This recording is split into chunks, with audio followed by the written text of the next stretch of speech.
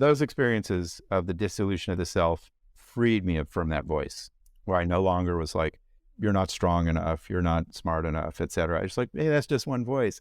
Once that voice fades and the neural activity associated with that voice is quieted, what emerges? And what emerges for me is the sense we talked about earlier of shared humanity, collective self. I'm part of life. That's a big idea, that I'm not just a separate self. I am part of a big life force. And what a great gift of awe.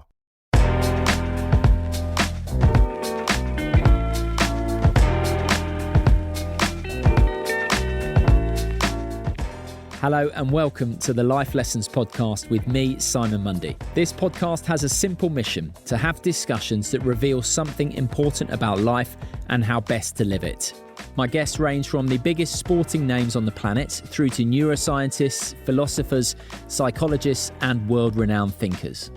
We talk about things like how to skillfully relate to uncomfortable thoughts and feelings, the power of acceptance and psychological flexibility, how to get your circadian rhythms in sync to feel your best, right through to the nature of reality.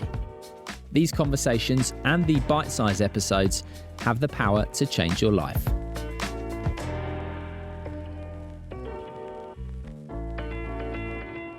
We tend to believe that happiness is found when we accumulate money, success, and status, but that's actually wide of the mark. According to one of the pre-eminent happiness scientists in the world, real joy is found by tapping into the transformative power of awe. Dacher Keltner is a best-selling author and psychology professor at the University of California. 20 years into teaching people about happiness, he's on a mission to reveal the secrets of the good life. He's found that experiencing a sense of awe leads people to cooperate, share resources, and sacrifice for others, while also becoming more modest and less narcissistic. In a nutshell, it's not about aggrandising our sense of self or ego, it's about transcending it.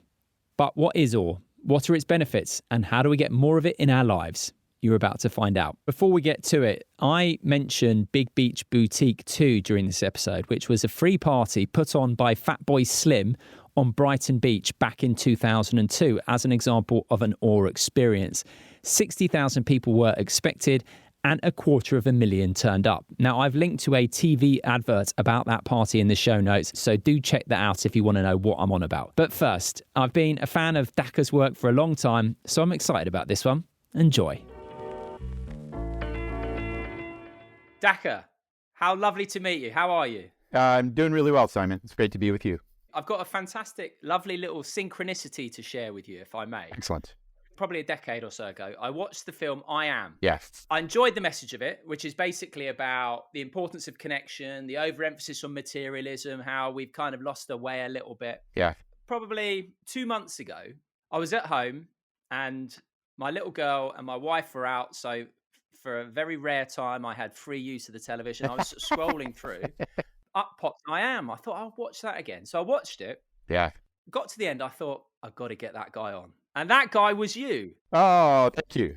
And then a week later, I get an email saying Dacher is free and available. Now, I think that is a beautiful synchronicity, and it's even got a touch of awe about it. Yes. And it's so wonderful to be brought to you by that movie, because I think that movie was important in interesting ways. And the message of it links up with a lot of what you talk about as well in this book, which brings us neatly to your book on awe. And firstly, I've got to say congratulations. It's a fantastic read, fantastic book. Thank you. So in a nutshell, what is awe?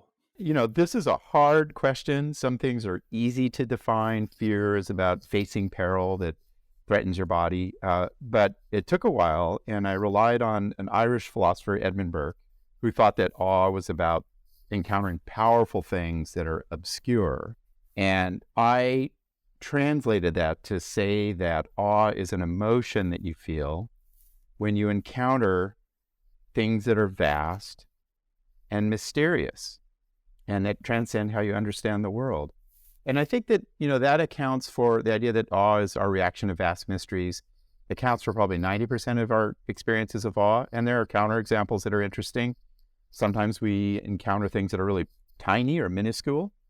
You look into a cell and you are amazed by the structure of a cell under a microscope. But in general, awe is the feeling we have when we encounter vast mysteries. Vast mysteries, which is why science struggles to really define it, right? Because science doesn't deal in those kind of things. Yeah, it was really humbling to, be a scientist for 35 years, to measure on all these different ways. And as I wrote this book, I really, it's one of the first times where I really felt that just by asking people to fill out questionnaires, measuring their physiology, measuring their facial expression, I really didn't get the essence of awe, the heart of it, the soul of awe.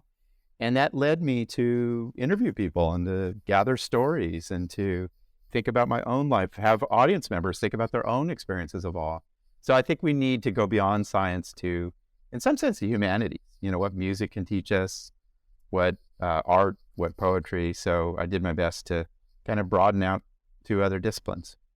And there are some things that can't be quantified and measured, and that's the thing. But that we are in a time where um, the obsession with, if you can't measure it, it doesn't exist, is very real and very prominent.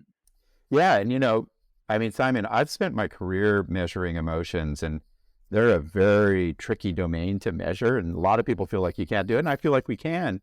And we are in this era of big data and quantification, and the idea, and I love measurement, the idea that you can almost measure anything. But it's interesting, Simon, when people feel awe, they will say things like, I really started to understand my soul, or I know what's sacred in life. And good luck measuring those things. So yeah, in some sense, the book is my acknowledgement that, and I stated explicitly, like, wow, all the measures I have so much faith in, they need more. They need the power of narrative, in some sense, just the storytelling that humans engage in, to say, the stories transcend history, they transcend time, they get into metaphorical reaches of what you mean. So in many ways, like Yumi Kendall, who's a cellist that I interviewed, when I asked her, like, how in the world, like, what is the awe of music? And she said, after her rational analysis, she said, it's like a cashmere blanket of sound. And the minute I heard that phrase, I was like, that's it. Music just makes you feel like you're wrapped up in soft meaning. Now, how you would ever measure that, I don't know, but the metaphor gets us close. And that's the thing, isn't it? Measurement, by definition, and correct me if I'm wrong, is objective. It's other. Yeah. But awe is subjective. Yes. It's what we feel and experience in the first person. And there's a big difference between first person and third person science. Yeah. Thank you for bringing this up, Simon. No one's mentioned that. And it's a profound observation, which is, I first learned about this hanging around the Tibetan Buddhists who were and the movement to study the mental states of meditation. And scientists come in with all their fancy measures and statistics, and the contemplative people say, it has to be first person. It has to be from the subjective point of view. And I think awe, being this complicated emotion or mental state, is the same. Like, you read a poem of Wordsworth or Blake or Whitman, or passages by Virginia Woolf, or listen to music, and that gets you closer to the meaning of awe than this outside measurement, or it's complementary. You start the book with a very powerful anecdote about the passing of your brother Rolf. Firstly, I've got to say, obviously, very sorry for your loss. It was very moving to read that. You were present as he died. You were left grieving for so long afterwards, and I'm sure still are. But at the same time, within this, there was this sense of awe as well, that actually, in many ways, catapulted the book to what it is now. Yeah, Simon, thanks for asking that. And it always makes me humble to think about that moment. Yeah, my brother Rolf, he and I were very close and did so much of life together. He was 1 year younger. In many ways, my moral compass in life. And he got colon cancer, 2 years of just brutal combat with that disease. And then January 26th, he takes a cocktail to pass away. And I go up there, and, I don't have a religious background. I probably was somebody who feared dying as a kid, so I didn't like to think about it. But I knew it was coming, and I started to read up on how to approach it, to be open to it. And in that moment, sitting by his bedside and saying things to him and seeing his breathing respond to me and seeing his face so warm and flush and full of love, when it had been brutalized by cancer, and then having the distinct sense that he was leaning into a space that I actually literally saw pulsate, you know, behind and around him. Um, and then the effect that it had on all of us around him, it was a moment of awe. And it opened my mind. And then I had 4 months of almost psychotic grief. Grief can be psychotic almost, hallucinations, hearing voices. I felt this hand on my back, you know, and as your word is right, it catapulted me into this book. I was like, what happened? What does he mean? What is his life? What is my psyche without him physically around? Why do I still feel him with me, you know, often? And I had to write the book. And so I went off on my own. I had a bunch of books that mean a lot to me, like Lao Tzu and Walt Whitman and others. And I just started to write about awe and death and my brother and meaning and what life's about. And it merged into the book. Has it been quite cathartic? You know, not only has it's been cathartic in the best sense, you know, the word thing, I think ancient Greek means insight. And it taught me that my brother, in some sense, psychologically, is always with me. It opened my mind to ideas of what is the human soul, you know, what is around, what stays with us, how do we experience people who have died physically. It led me, I mean, I just, you know, like a lot of people grieving, like you just have to go towards sources of meaning to you, you know, like he and I hiked in the mountains a lot. So I went to a lot of mountains. He and I, you know, I went to talk to ministers about things and, you know, got into prisons to sort of just find what's meaningful to me. So that was incredible. And I tell you, Simon, you know, like daily I'm getting letters from people and emails like, I saw my brother die. It was the same sort of thing. I saw my child die and it changed my life, you know, and it's a opening for our culture to think about how can we start to sort of build upon the transformative power of grief. Yeah. It's funny you say that actually, because I was speaking about it with a friend of mine, and I haven't been in that situation, but a friend of mine's sister was with my friend's mother when she passed away and said very similar things to what you did. It was a transcendent moment. It was a grief-stricken moment, but it also changed the trajectory of her life. Just that experience in many ways. Seems to be common, actually, people who are in that experience. It is. And we've lost sight of that in the West. You know, a lot of other cultures know that with their rituals and their, you know, the Day of the Dead ceremonies in Mexico lasts for 4 years, right? They always return to the ashes where they burn the body and meditate on the person. The Japanese have days where ancestors in their sense of the world come visit them, right? Who have passed away, and they honor the ancestors. So it is about this, you know, as I end that chapter on Walt Whitman's quote of like, life goes onward and outward even when it passes. And it taught me that, you know, that is something that has a deeper application to a lot of life, that we're transforming and changing and growing in different contexts. Well, you clearly had a beautiful relationship with Rolf, and I think it's a lovely tribute to him, the book. Thank you. What came across to me throughout this book was a fundamental aspect of awe that I think can perhaps be easy to overlook. And that is what I would say, the quietening of what you call the default self. Yeah. The interfering neurotic, as Aldous Huxley calls it. Yeah. How would you describe what the default self is to the uninitiated? Yeah, you know, we have this voice in our mind. We have a voice of the self, the default self. And I approach it from an evolutionary perspective that says, you know, to survive, you got to take care of self-interest and advance in the world.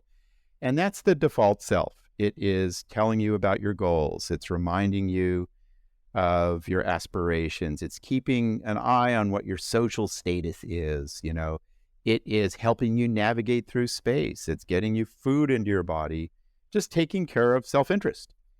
And, for a lot of different reasons in our culture, we have become obsessed with the self.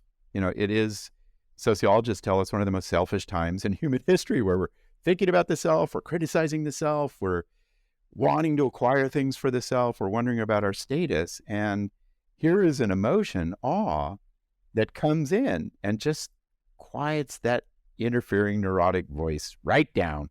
And thank goodness, because today people feel so self-aware and self-conscious, and they're wondering how many likes they're getting on Instagram. They're feeling critical of themselves. A lot of people do. That's all the default self, making sure you do good work in the world, but we need to balance it out a bit.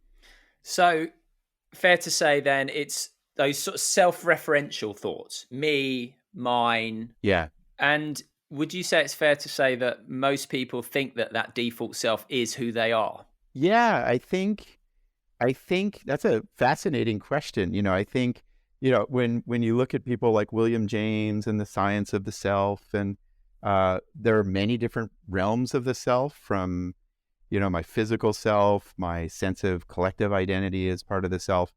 And what I would say is that with the rise of individualism, which is a dominant view of human beings that's emerged with globalization and Western European culture, we tend to think of this default self as like, I'm defined by my unique preferences and traits.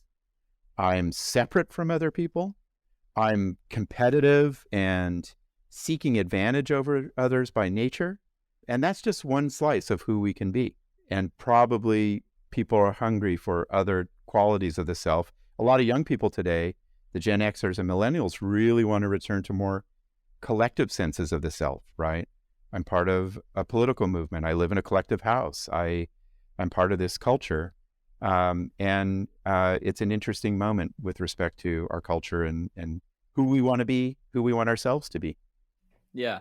I like that you used the word separate. Separation is a fundamental part of that default self. Yeah. Whereas there's an underlying theme of connection. Yeah. I actually think that the sense of shared identity, shared mind, you go listen to a powerful piece of music, and the data show that powerful piece of music puts people into a shared sense of reality, right? Or a shared mind. And a core layer to awe is this sense that I share feelings and thoughts and representations and ways of being with people who matter to me, right? It's so powerful is that layer to awe. Like, you can go experience awe, go look at a remarkable forest by yourself, and you walk out of that experience feeling like you have shared humanity with others. So I think it's something that people really yearn for right now. There are epidemics of loneliness in many different countries, and awe kind of counters that and says, you know what, in this moment, in this experience, you and a lot of other people are understanding the world in a similar way, which is very uplifting. Yeah. A lot of people say actually so many of our drives towards happiness and satisfaction are to get rid of that sense of separation. Anyway, I want to come back to the default self. Okay. But I want to talk a little bit about, obviously, the ways to quieten down that pesky default self, but quickly as well. An interesting thing to consider is, okay, where isn't awe found? Yeah. And, Yeah. this fascinating bit that came across to me around, in this age of rising inequality, if you've got a lot of money and a lot of stuff, you're actually less likely to experience awe. I mean, thank you for calling attention to that. That's one finding. I trust the finding. It's a nationally representative sample from people in the United States, so covers a lot of the diversity of the United States and Europe and other cultures. And the finding is, the more wealth you have, the less awe you feel on a regular basis. And I think that there are a couple of really interesting possibilities here. One is stuff gets in the way.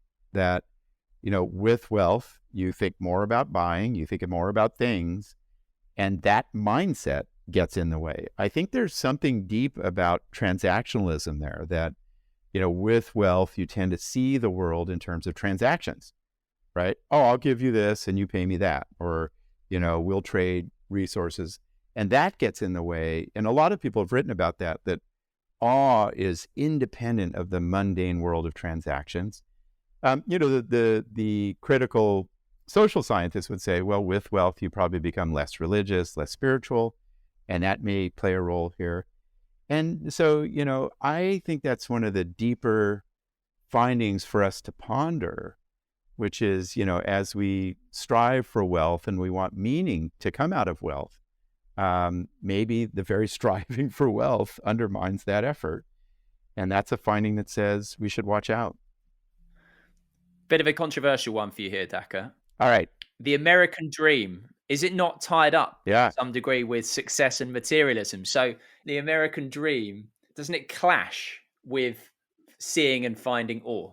Yeah, it does. The American dream of, getting your bank account to be as big a number as possible, buying a home, typically where you're isolated from other people, where you have to drive a long commute. In the United States, it averages 50 minutes each way, where your kids are spending a lot of time alone.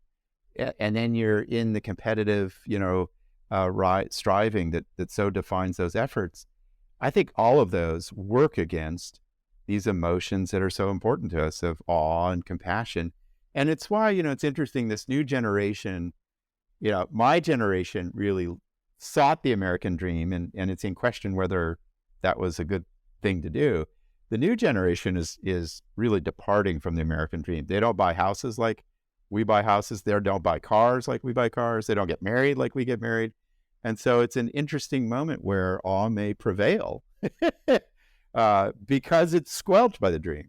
It is interesting. Yeah. It seems like only a few years ago where hustle culture was really celebrated. And then I was reading an article just the other day and I think it was like, screw hustling. I want to sit outside and look at the stars at night. And I was like, Yeah. It's moving fast. I know. I mean, I work with this young generation, and they have a different idea of work. They think like 60 hours a week is absurd. I want to experience things. And I'm like, but you got to work. No, I think I hope that some futurist or some, historian or sociologist will say this will be the culture of awe, that they're returning to nature in new ways. They're interested in festivals. They love communal activity and games and the like.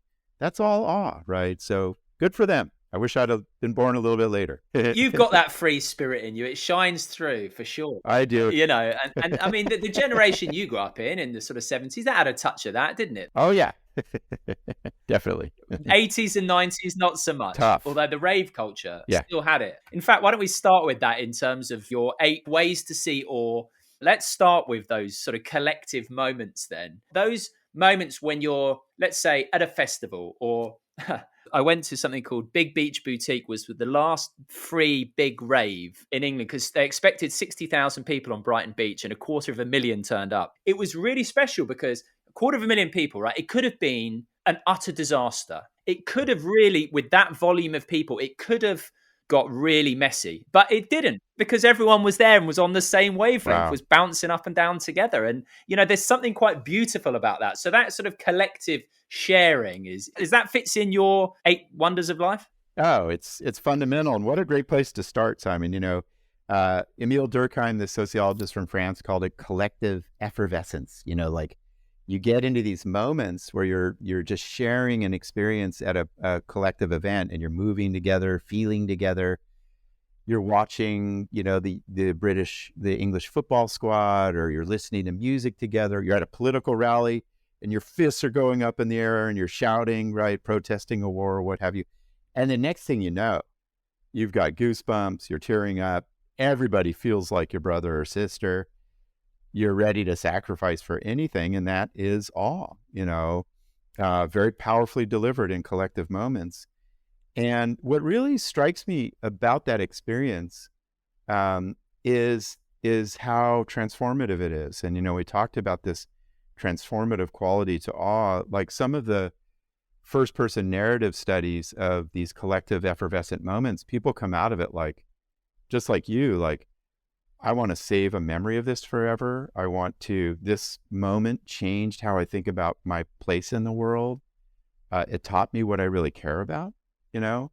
There are new studies coming out of festivals, music festivals, psychedelic festivals, where you become more altruistic for a year, right? So these collective experiences are really powerful and become almost spiritual.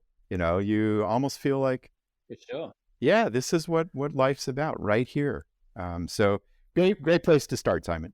Indeed, yeah. Future drops away, past drops away. And you mentioned political rallies. Yeah, The one thing I'd say, though, about, let's say, festivals or music or the Big Beach Boutique, like I said, there's no other yeah, in those experiences. Whereas, you go to a rally, there is an other. Anytime you get rid of the other, that's true awe.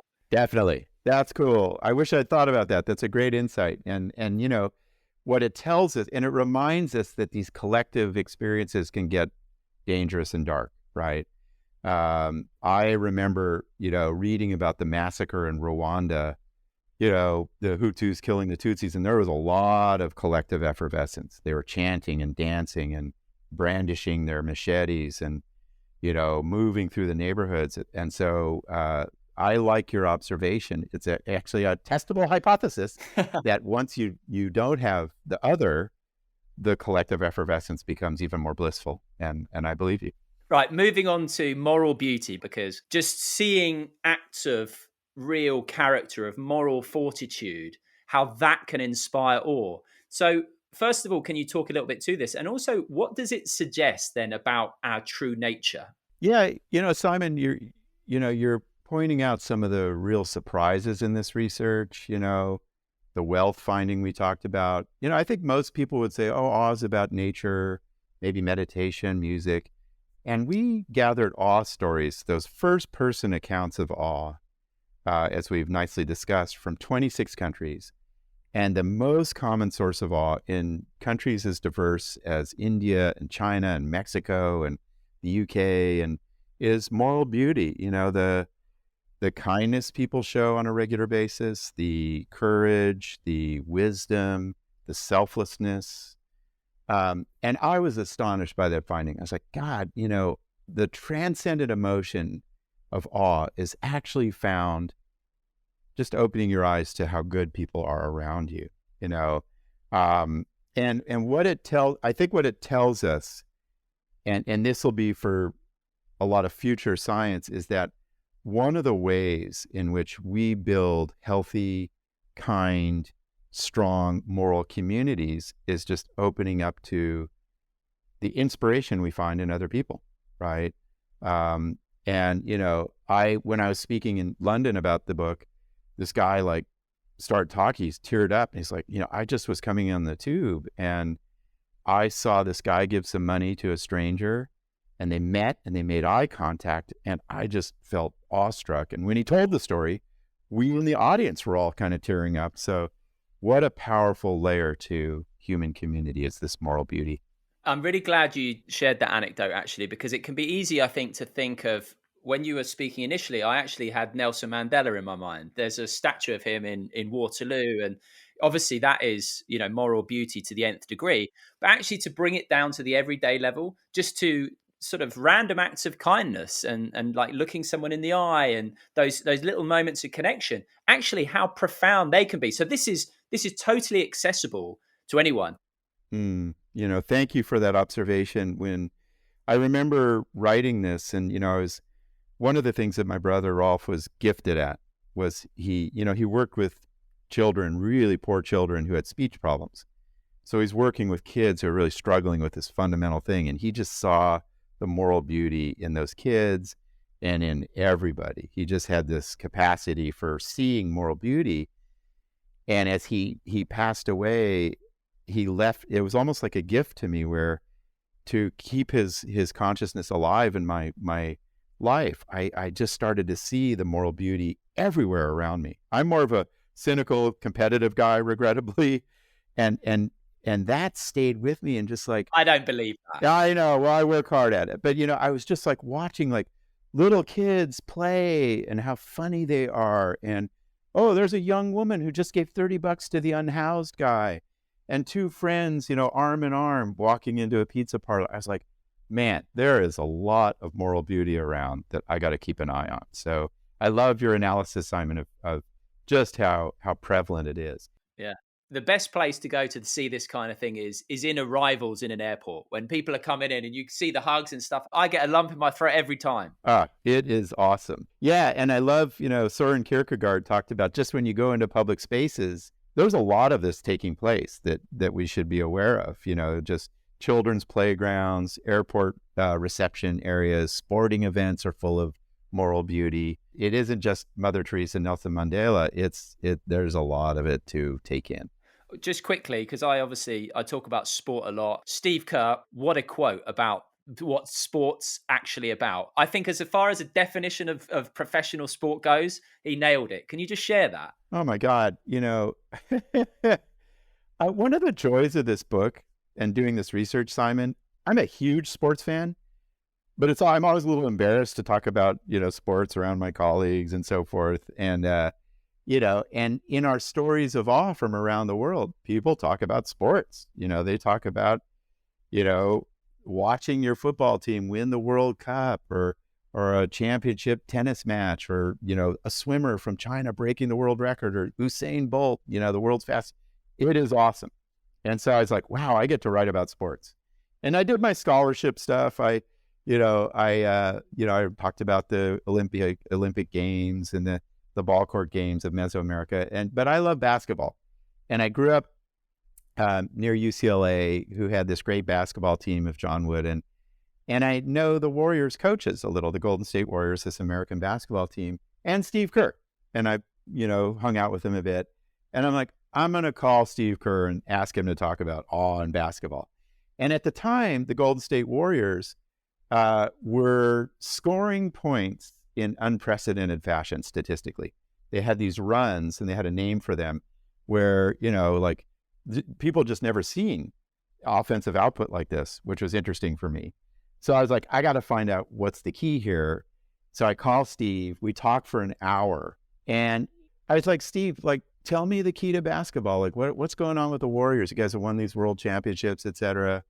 He's like, he started talking about his grandparents and how they built this orphanage for Armenians during the genocide. And whenever he goes in world settings, Armenians come to him to talk about not only basketball, but what his family had done for them. And I was like, well, how do you know your team is really playing this kind of awesome basketball? And he said, I look around and I see if the fans are dancing. Because I was thinking he was going to pull out some statistic or play, Yeah. I was like, wow. And then he said, it is a civic duty for people in sports to bring people joy. Joy being a relative of awe, I'm free of life's burdens for a couple of hours. And I was like, isn't that incredible that you can go play a game and you can give hundreds of thousands of people 2 hours of joy? That's pretty remarkable. Yeah. And, if all of our work did that, if this podcast did that, brought people joy, that's good work. And thank you for bringing it up. It was one of the real privileges to talk to Steve Kerr about his life in basketball. Yeah. He's an amazing human being. Yeah, he is an amazing human being, isn't he? Yeah, he oozes moral beauty. Yeah. I think too many people say, sport, it's about trophies, it's about winning. And listen, obviously, Steve knows all about winning better than anyone else. But I think to frame it in terms of winning isn't the only thing. In fact, it's not even the most important thing. It's the giving of joy.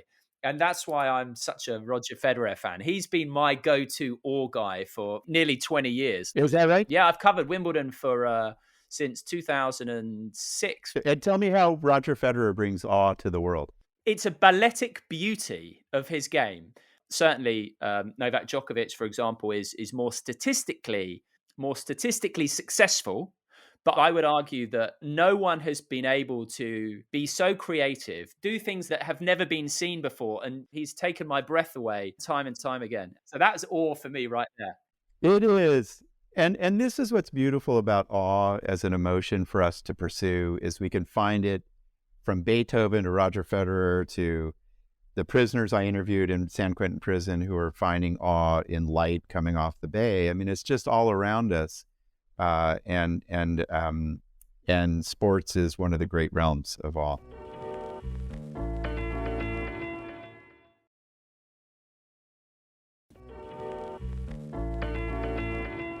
So let's bring it back down to the earth and speak about nature.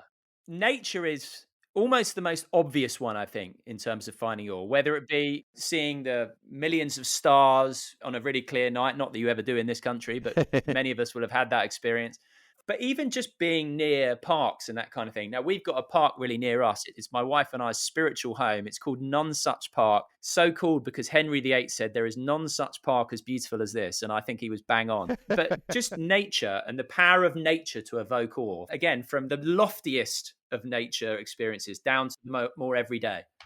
Yeah, terrific analysis, Simon. And if you ask people what brings you awe, a lot of people will mention the big sources of nature, right? Oh, the redwood trees in California, the Grand Canyon, the incredible lakes of the Lake District, or what have you.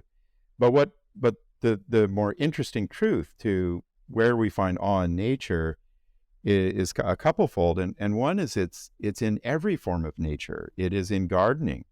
There are great gardening traditions. It is in the walking paths of England. It is in fishing. It is in sitting near water. And then the science gets profoundly interesting, which is it's not just the big, conceptual epiphanies of nature, like, God, I didn't know a tree could live 1,500 years or be 300 feet tall, or fungal networks communicate through these chemicals with tree roots, which is all true, and that's astounding. But it is that our bodies are like antennas, and we find awe through, studies show, listening to a river, and the sounds of the river activate the physiology of awe. Certain scents that trees give off and flowers give off land in our nose, and that scent, like you smell a cedar in the Sierras where I backpack, you feel awe, right? Certain color patterns, certain moments of spring. And so that's, I think, what's really striking about it is that nature not only comes into awe through concepts like, whoa, that's a big tree, but also through scent and tactile contact and forest bathing and the sounds of water, listening to an ocean. So it suddenly starts to give you the sense that, wow, the boundaries between me as a human being and nature are pretty thin, pretty porous, and suddenly, you smell a rosemary bush, which I do a lot of in Berkeley. I'm always brushing my hand on it and smelling it, and it's like, wow, that is awe. So it's much more than we might imagine once we really start to explore it. Yeah. So get into nature is the most obvious awe prescription that anyone can have. Yeah. Or get nature to come to you and get some plants and all that kind of thing. Yeah. Now, I just want to squish two together. Excellent. So mystical encounters and big ideas. I'm going to squish them together. So I know that you've had various psychedelic experiences. Yeah. And I think the quote is, it's the most reliable way of experiencing awe. Yeah. And I'm going to nod to your friend, Michael Pollan, who I had the privilege and pleasure to speak to as well. And he was somewhat of a latecomer to psychedelics, but he very descriptively recounted his experience of one particular transcendent psychedelic experience where his ego, his default self, exploded into a shower of blue Post-it notes and turned into a puddle on the floor. And as he said, what was on the one hand a catastrophe, and certainly could be experienced as a catastrophe, according to sort of the way so many people think of themselves. Actually, he experienced it with utter equanimity because he recognized himself as the awareness, the consciousness behind the default self, right? Yeah. That's a touch of Sartori right there.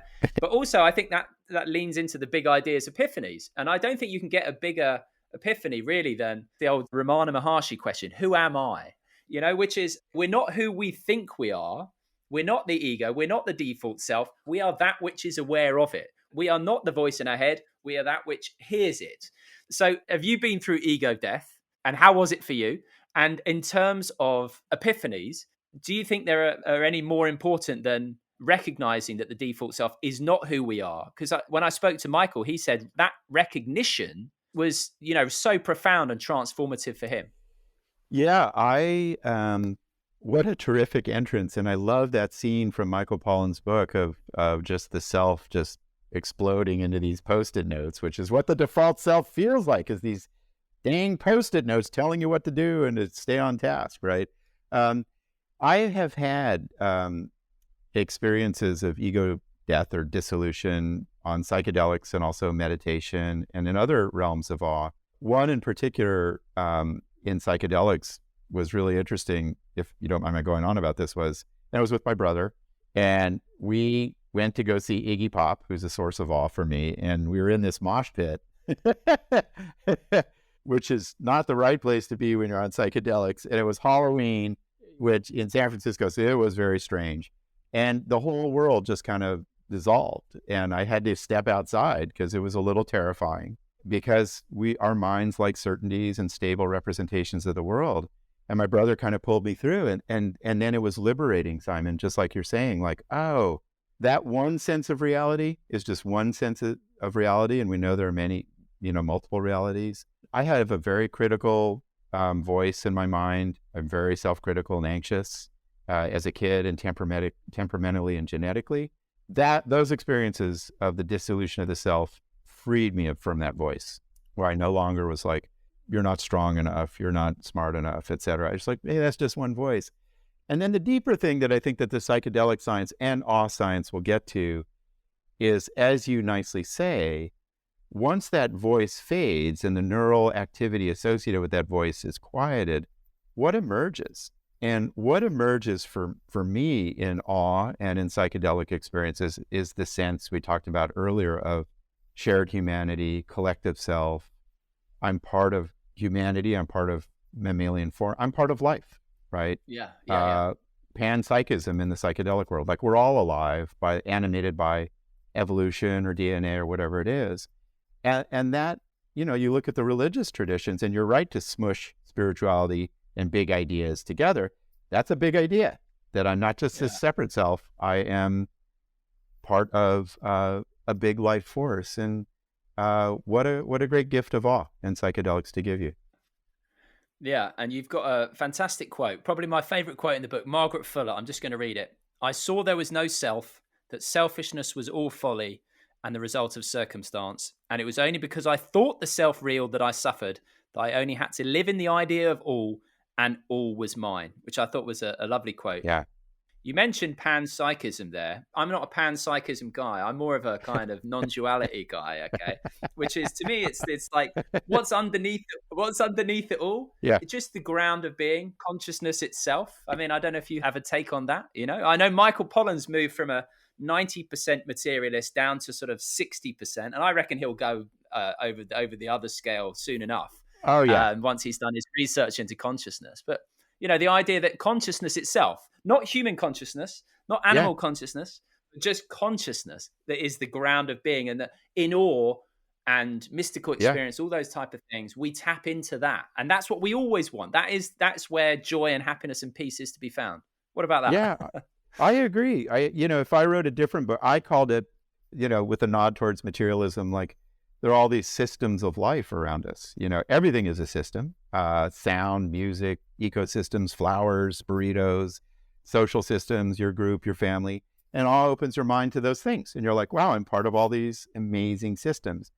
But maybe the superordinate hypothesis is yours, Simon, which is these systems are all animated by life and consciousness. And in awe, I suddenly realized, like, wow, this is the consciousness of my family, or this political movement, or a piece of music, the soul, if we were in the 19th century, and I'm part of that. And that's what awe feels like. And maybe I'll try to get after your hypothesis in the next round of research on the transcendent states. I like that you use the word life, because a lot of people use being or self with a capital S, or consciousness or awareness or whatever. But actually, I like that you use the word life, because People think that they're the voice in their head, they're the story of who they are, they're their history, which ultimately is just a bundle of thoughts and accompanying Yeah. feelings. But why are you more the voice in your head than the life force that keeps your heart beating? The life that animates you is always present. The thought about yourself, that critical voice comes and goes. So, anything that comes and goes can't be who you are fundamentally, right? Yeah, no, absolutely. And I actually thought a lot about that and got that from one of the heroes of the book, Dr. Uriah Solidwin, who's this indigenous activist, works at the UN, studies indigenous spiritual traditions. And it's so interesting, Simon, with like our conversation here, when we talk about awe, suddenly people are using words like soul and spirit. And her view, coming out of the rich indigenous traditions that she studies, is the best way to think about spirit is the animating force of life. And it's in everything. That's what existence is.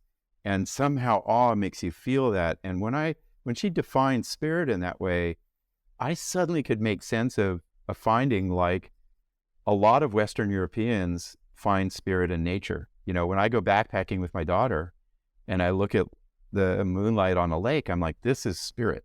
And with this indigenous framing from Dr. Solidwin, it's like, oh, it's about the recognition of life. Yeah. Just to bring it back to awe specifically, there was another line that my radar went off on, and it was like, in awe, we remain faintly aware of our default self. So I just was wondering how you came to that sort of conclusion that it doesn't completely go. I came to that conclusion that awe is always, in some sense, grounded in this experience of myself in relation to larger things than the self, or what Jane Goodall talked about, like being amazed at things outside of the self through a couple of pathways. And one is starting to make sense of what you might call the transcendent states more generally, where we transcend the self. And they include states like bliss and ecstasy. And bliss and ecstasy, which haven't been studied that effectively in science, but you can find them, for example, in spiritual journaling, psychedelic writings, is where the ego, the self, just dissolves completely. And it's like, I don't know where I was. And that's bliss or ecstasy. Awe, very importantly, and I actually think this is really a fundamental part of awe, is relational. It is where you're making sense of how you are part of something large, right? I'm part of a political movement. I'm part of the people who love Iggy Pop. I'm part of people who volunteer in prisons. I'm part of a scientific movement. That's really important for purpose and meaning. And in fact, it defines this important idea of meaning, that it's about, I'm part of larger things that will live beyond my life, that are more important than my self-interest. Awe brings that into focus. Could it not be that kind of, oh, I'm part of something bigger, the conceptualization of it, adding a narrative to it, comes after the event, though? Yeah, and that's a very plausible possibility, and I think you're right. And that will take, I believe, really careful neuroscience where people can measure the areas of the brain in a sophisticated way that it's about the ego. You can chart a person's full experience during awe, maybe psychedelics or music or what have you, and then sort of find, like, does that self disappear at their level of neural representation and then reappear as you make sense of it? That's tractable, and that would be an important finding, and really get at, this ego death puzzle at the heart of awe and these transcendent states. Because a lot of like meditators or whatever else would say that we experience the default self going more often than we realize. Yeah. Let's say when you wake up in the morning and before your mind's sort of come online, perhaps you've had a bad few days and you wake up and you have that moment of just being aware, and then suddenly all the stories and the kind of, oh blimey, I've got this and I've fallen out with this person and I've got to pay this bill, that sort of comes online. A lot of people suggest that we have a lot of these moments of no default self, but it's not so pronounced. We kind of overlook it. I agree. And, that was one of the themes of the book, Everyday Awe. People are finding it much more regularly than you might imagine. I think you're issuing a challenge more broadly to, for example, the meditation world, right? That there's this big deal about, oh, if you meditate for 10 years, you lose the self, no self, etc. But in point of fact, and I think awe is a pathway to this, little moments of awe give you a freedom from the self. It quiets the voice. It makes you open your mind. And they may be happening much more commonly than we imagine. And I think that's why we need the science, right? It may be something, that people are experiencing 10, 12 times a day. And it's easy to find and worth looking into. And that's why I love that your book is that it's kind of a prescription in many ways to go out and experience awe and experience these things that we're talking about. It literally has tangible benefits in terms of our health, but also the way we treat others. Yeah, this got really, my lab had been working on this for 10 years, other labs, and it got really poignant, after my brother died. I call it a state of awelessness. I was just, I was so disoriented by the grief for 6 months, a year, 18 months. All the wonders of life that I am so, I was lucky enough to be raised to experience, I just didn't feel it.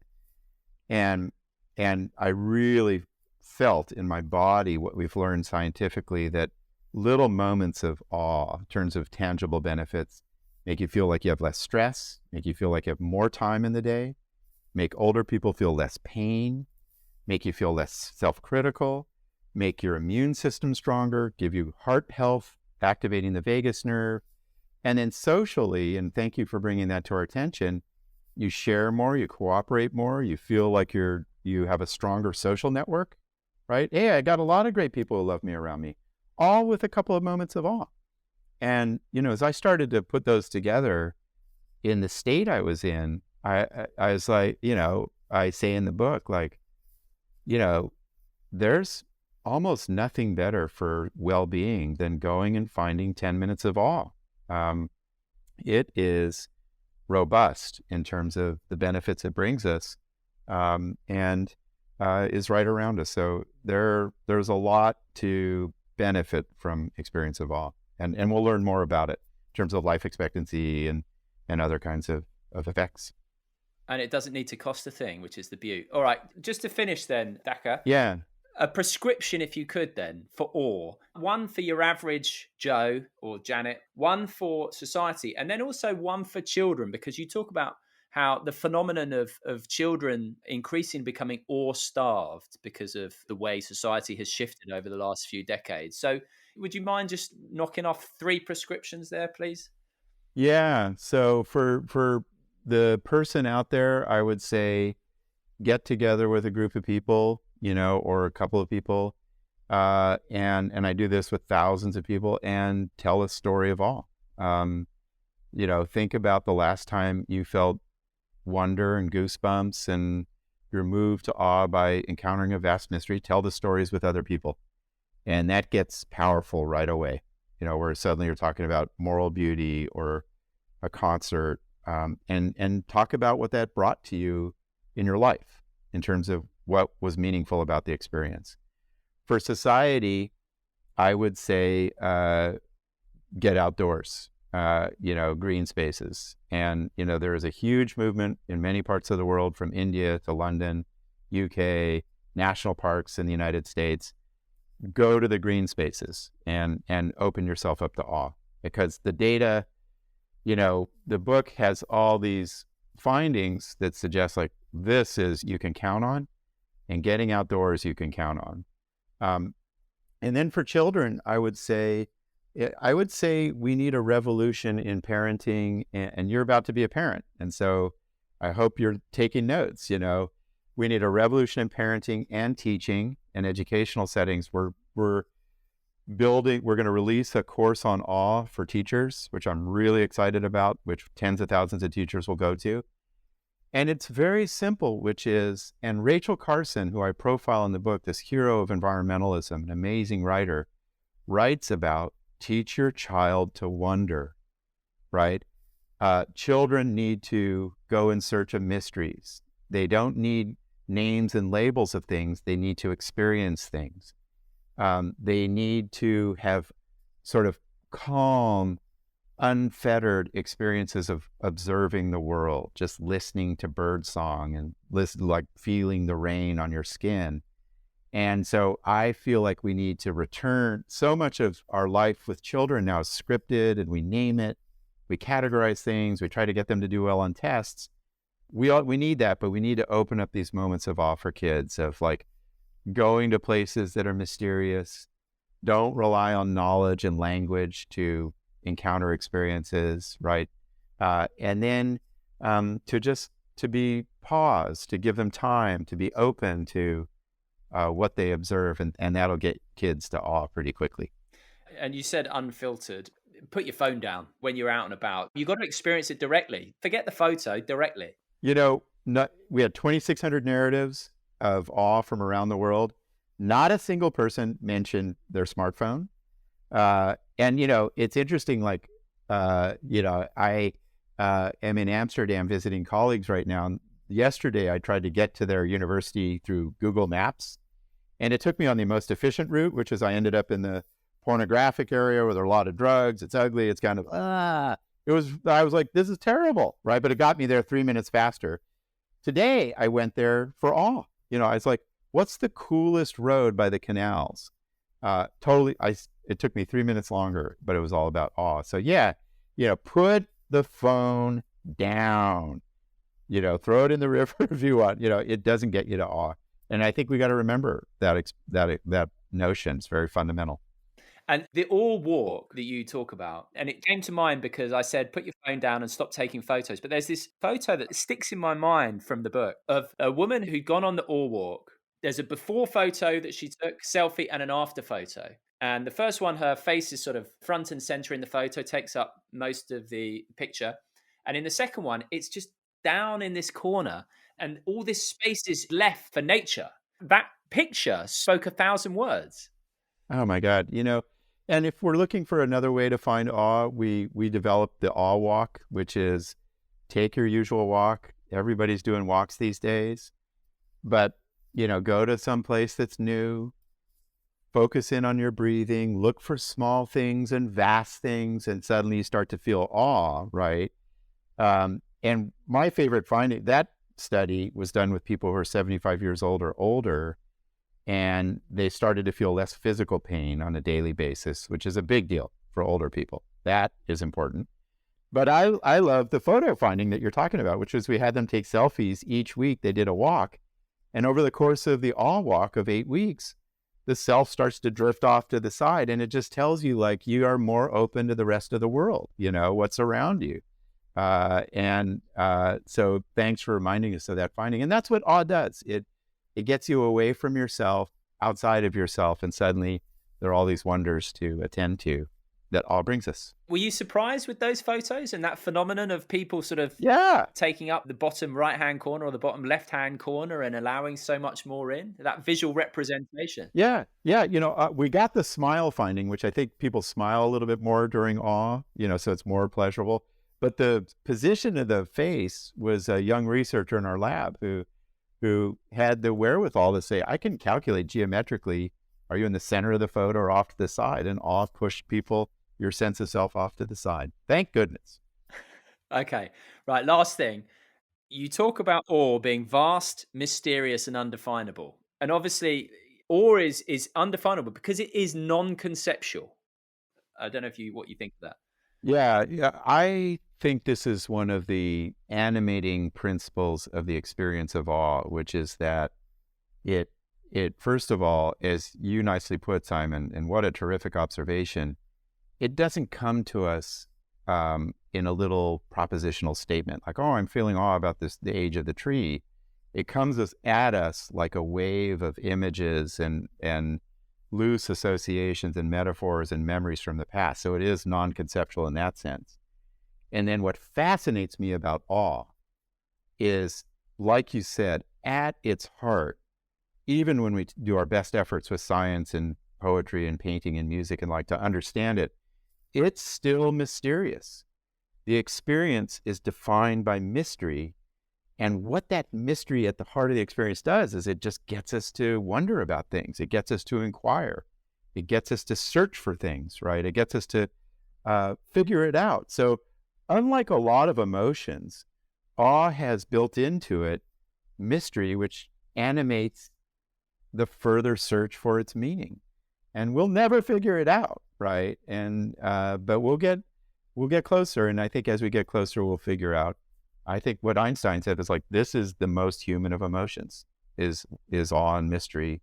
It just brings us so much meaning, and we always have to try to figure it out. Yeah. And I think there is such beauty in not being able to figure it out. Yeah. And when I end the book, part of the book's about figuring out what my brother died, and part of it is figuring out awe. And I end and just like, it's still a mystery, but it's a beautiful mystery, both of them, this emotion and what life is when we lose a person we love. And they have animated a lot of joy and a lot of discovery, and still do. And that's the point of awe. Yeah. Well, listen, Dacher, it's a wonderful book. I'm sure it's profound, but it's also prescriptive, which I like. I like the idea that it gives people such tangible ways to go and experience something that is so important for human experience, and it's so easily overlooked. So just huge congratulations on the book. And thank you so much for coming on the podcast. Like I said, I scribbled your name down, and then here you are. It's awesome. I get off just from that. And it's just been a real pleasure, as I knew it would be. So just thank you so much indeed. Well, for me too, Simon, and thank you for all of your very original and insightful questions and observations. They're really, they get right to the heart of the book. Thank you.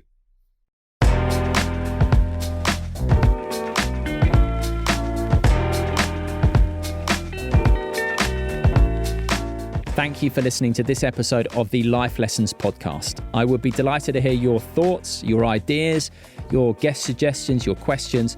Just get in touch via my website, simonmundie.com.